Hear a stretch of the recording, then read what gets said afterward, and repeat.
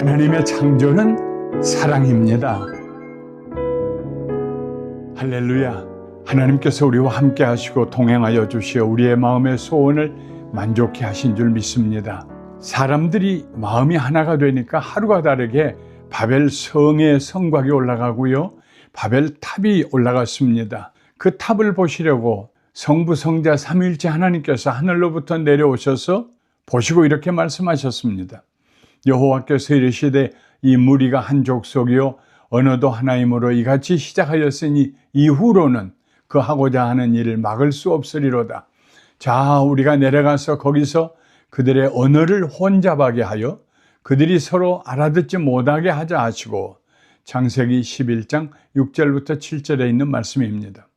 하나님께서 바벨탑 건설을 중단시키기로 작정하셨습니다. 가장 간단한 방법은 그들을 흩어지게 하는 것입니다. 어떻게 하면 그들이 흩어질까요? 지진이나 강풍이나 회오리 바람 같은 자연재해를 통해서 흩어지게 하실 수 있습니다.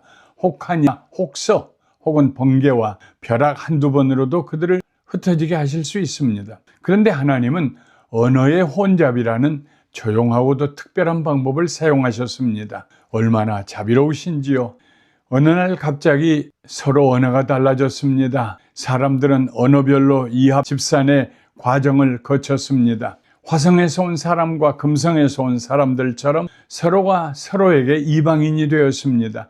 말이 통하지 않으니까 오해와 다툼이 생겼습니다. 피곤하고 일의 능률도 오르지 않았습니다. 더 이상 함께 공사를 진행할 수가 없었습니다. 그러자 말이 통하는 사람들끼리 모여서 그보다 적은 규모의 바벨탑을 쌓아가기 시작했습니다. 그래서 지금도 그 지역에는 지구라트라고 하는 바벨탑의 유적들이 남아 있습니다.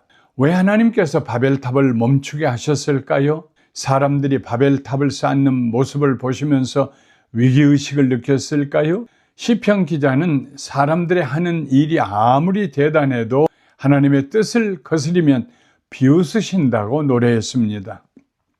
어찌하여 이방 나라들이 분노하며 민족들이 헛된 일을 꾸미는가?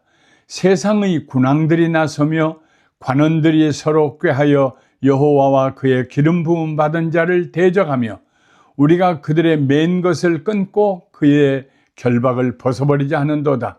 하늘에 계신 이가 웃으시며 주께서 그들을 비웃으시리로다. 시편 2편 1절부터 4절에 있는 말씀입니다. 그럼 무엇 때문에 하나님께서 이 대대적인 바벨탑 공사를 멈추게 하셨을까요? 사람들의 위대함이 하나님의 시기심을 불러일으켰을까요? 하나님께서 원래 그렇게 능력 있는 인간을 창조하지 않으셨던가요? 도대체 바벨탑을 쌓는 일이 하나님 앞에서 왜 죄가 되는 것일까요? 단순히 모든 사람들이 한 가지 언어를 사용하시는 것을 하나님께서 싫어하셨을까요? 아닙니다. 하나님께서는 원래 인간이 하나의 원어를 사용하도록 지으셨습니다. 인간의 언어를 종족별로 나누시는 것이 원래 하나님의 의도가 아니었습니다. 만일 지금까지 한 언어만 사용해 왔다면 위클리프 소속의 선교사님들이 성경을 번역하느라고 애쓰지 않아도 되었을 것입니다. 만일 온 세계가 지금까지 한 가지 언어만 사용한다면 외국어 과목도 필요 없겠지요. 그런데 무엇 때문에 하나님께서 언어를 나누시고 그와 같은 대혼란이 일어나게 하셨을까요? 이유는 아주 단순했습니다. 너무 단순해서 사람들은 그것이 문제가 되리라고 생각도 못했습니다. 하나님의 형상과 모양을 따라 지음받은 인간들이 바벨탑이라는 걸작품을 만들고 있는데 왜 하나님께서 방해하시는지 그들은 이해할 수가 없었습니다. 그런데요, 단서는 지도자의 연설문에 있습니다. 그 연설문에서 하나님이 빠졌습니다. 그 대신 우리라는 단어가 들어갔습니다. 그들의 문제는 하나님 없는 삶을 살고 싶어하는 마음이었습니다. 옛날에는 개인이 하나님 없이 살아보려고 했습니다. 하와와 가인과 라멕이 그랬습니다. 그런데 이번에는 다릅니다. 집단적으로 하나님 없는 삶을 살기로 작정합니다. 하나님의 도움 없이 자기들의 지혜와 능력만으로도 하늘에 닿을 만한 바벨탑을 쌓을 수 있다고 생각했습니다. 바벨탑은 하나님처럼 될 수 있다는 교만의 상징이 되었습니다. 하와가 선악을 알게 하는 나무의 열매를 따먹던 행위와 어쩌면 그렇게도 닮았는지요. 17세기의 계몽주의와 함께 이신론이 시작됐습니다. 이신론자들도 하나님이 계시다는 사실을 믿었습니다. 그러나 인간은 이성을 지닌 탁월한 존재로 지음받았기 때문에 더 이상 하나님께서 시시콜콜 인간사에 개입하지 않아도 된다고 생각했습니다. 그들은 하나님이 필요 없는 사회, 인간이 주인이 되는 사회를 만들고 싶었습니다. 바벨탑은 하나님 없이 인간이 주인이 되려는 시도였습니다. 이는 하나님께서 절대로 용납하실 수 없는 큰 죄입니다.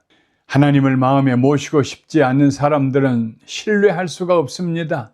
그들은 언제든지 말을 바꿀 수 있습니다. 언제든지 약속을 폐기 처분할 수 있습니다. 그들은 하나님의 심판을 두려워하지 않습니다. 하나님을 속이면서도 눈썹 하나 까딱하지 않습니다. 악을 행하면서도 부끄러워하지 않습니다. 자기의 잘못이 드러나면 가인처럼 내가 아벨을 지키는 자입니까? 하고 적반하장으로 대듭니다. 바벨탑은 하나님 없이 살려고 하는 사람들의 걸작품이 되었습니다. 하나님 없이도 얼마든지 살 수 있다는 교만의 극치가 되었습니다. 그래서 하나님께서 사람들의 언어를 혼잡하게 하신 것입니다. 그렇게 하심으로 그들의 교만을 깨뜨리셨습니다. 왜냐하면요, 교만은 패망의 선봉이 되기 때문입니다. 노아 이후에 많은 사람들이 하나님을 떠나갔습니다. 그들은 우상을 만들어 숭배했습니다. 물론 다 그런 것은 아닙니다. 하나님께서 선택하신 거룩한 소수의 무리도 남아 있었습니다. 그 중에 한 사람이 아브라함입니다. 족보를 거슬러 올라가면 아브라함은 노아의 세 아들 중 셈의 9대 후손입니다. 어느 날 하나님께서 아브라함을 부르시고 말씀하셨습니다. 여호와께서 아브라함에게 이르시되 너는 너의 고향과 친척과 아버지의 집을 떠나 내가 네게 보여줄 땅으로 가라. 내가 너로 큰 민족을 이루고 네게 복을 주어 내 이름을 창대하게 하리니 너는 복이 될지라. 너를 축복하는 자에게는 내가 복을 내리고 너를 저주하는 자에게는 내가 저주하리니 땅의 모든 족속이 너로 말미암아 복을 얻을 것이라 하신지라. 창세기 12장 1절부터 3절에 있는 말씀입니다. 왜 하나님께서 데라의 세 아들들 아브라함과 나홀과 하란 중에서 아브라함을 부르셨는지 우리는 모릅니다. 부르심은 언제나 하나님의 은혜에 속한 영역이니까요. 조카 롯은 일찍 세상을 떠난 하란의 아들입니다. 아마도 아브라함이 조카 롯을 아들처럼 여기며 길렀을 것입니다. 다음 주 월요일에는 아브라함에게 임하여 말씀하신 하나님의 말씀을 나누도록 하겠습니다. 이번 주에도 하나님과 동행하시고 주일날 하나님의 전에 나아가서 그 단위에서 선포되는 하나님의 귀한 말씀, 은혜로운 말씀으로 삶이 새로워지게 되시기를 주님의 이름으로 축원합니다.